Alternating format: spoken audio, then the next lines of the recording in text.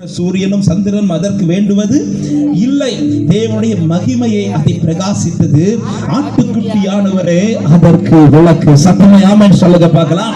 நித்தியத்தை குறித்து பரலோகத்தை குறித்து சொல்லப்பட்ட வார்த்தை. அந்த வெளிச்சத்தில் யார் தான் நடப்பார்களாம்? ரட்சிக்கப்படுகிற ஜனம். உண்மையிலே அதுல என்ன எழுதி இருக்கணும் தெரியுமா? ரட்சிக்கப்பட்ட ஜனம் அப்படி சொல்லியிருக்கணும். ஆனா பைபிள் அப்படி சொல்லல, ரட்சிக்கப்படுகிற ஜனம். அப்போ ஒரு சத்தியம் அந்த வசனத்துல தெளிவா தெரியுது. ஒரு நாள் ரட்சிக்கப்பட்டு விட்டேன் என்று அசதியா இருப்பதால் ஒரு தேவப்பிள்ளையுடைய வாழ்க்கை. நான் அந்த வார்த்தை இப்படி நான் சொல்லுவேன், ரட்சிப்பு என்பது ஒரு நாள் அல்ல, ரட்சிப்பு என்பது ஒவ்வொரு நாளும். ஆமென் சொல்லுங்க பார்க்கலாம். ஹல்லேலூயா. ரட்சிப்பு என்பது ஒவ்வொரு நாளும். எனவேதான் வேதத்திலே ஒரு வார்த்தை பலமுறை வருகிறது, முடிவு பரியந்த நிலை நிற்பவனே ரட்சிக்கப்படுவான். இன்னைக்கு நான் ரட்சிக்கப்பட்டுட்டேன்னு சொல்லி கடைசி வரை இந்த அனுபவத்தில் நிற்பேனா என்று கேட்டால் கண்டிப்பா முடியாது. எனவேதான் ரட்சிப்பின் அனுபவம் டெய்லி என் லைஃப்ல இருக்கணும். ரட்சிக்கப்பட்ட ஜனம் என்று சொல்லி அப்படியே இருந்துடக்கூடாது. நான் அந்த காலத்தில் ரட்சிக்கப்பட்டுட்டேன், நான் பல வருஷங்கள் ஆச்சு விசுவாசியாகி, இப்படி சொல்லி அசதியா இருந்து விடாதீர்கள்.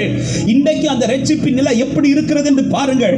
அதை பார்க்கணும்னா ஒளியை அடைந்தவனாய் மட்டுமல்ல, அந்த ஒளியில் நடக்கிறவனாய் நாம் காணப்படணும்.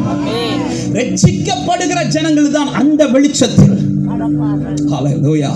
இந்த ராத்திரி நேரத்தில் இந்த நற்செய்தி கூட்டத்திலே இந்த சத்தத்தை கேட்கிற ஒவ்வொருவருக்கும் ஒரு சத்தியத்தை எடுத்து சொல்லுகிறேன்.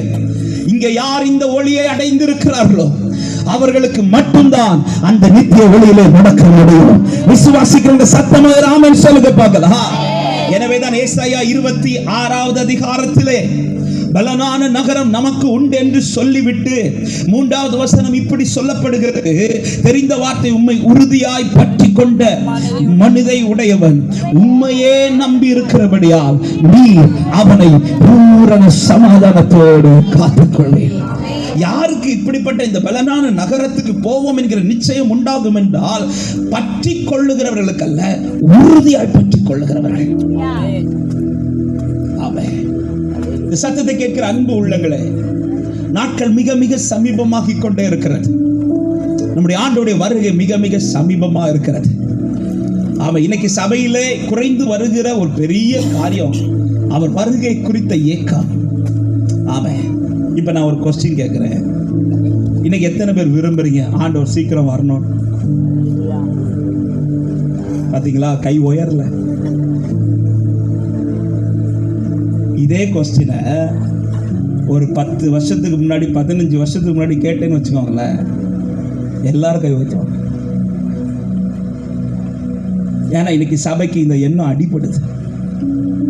சபைக்கு இந்த எண்ணம் அடிபடுது. இன்னைக்கு எல்லாருக்கும் உலகத்தில் நல்லா வாழணும், உலகத்தில் என் ஆசையெல்லாம் நிறைவேறணும், இது எல்லாருக்கும் இருக்காங்க.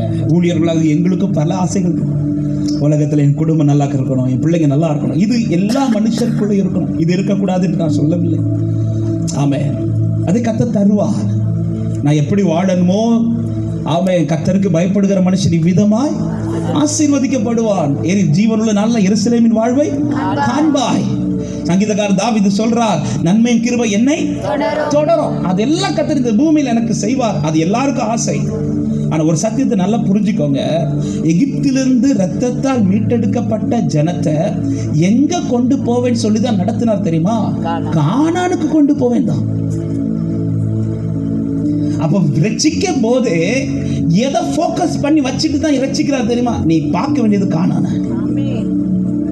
நீ பார்க்க வேண்டியது கானான. ஆனா கானானுக்கு போகிறதுக்கு முன்னாடி உன்னை கர்த்தர் காண்பிப்பார்.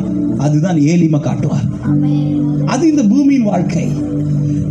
ஆனா எனக்கு வாழ்க்கை இந்த ஏலிமோட முடிகிறது அல்ல.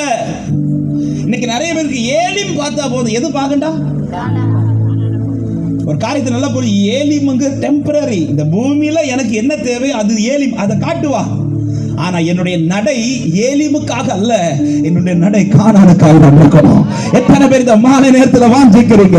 இந்த இயேசு ராஜாவை நாம் பார்த்தால் போதும், மகிமையில் அவரோடு நான் வாழ்ந்தால் போதும், நித்தியமா நித்தியமா மோட்ச வீட்டில் சேர்ந்தால் போதும், நித்தியமா மோட்ச வீட்டில்.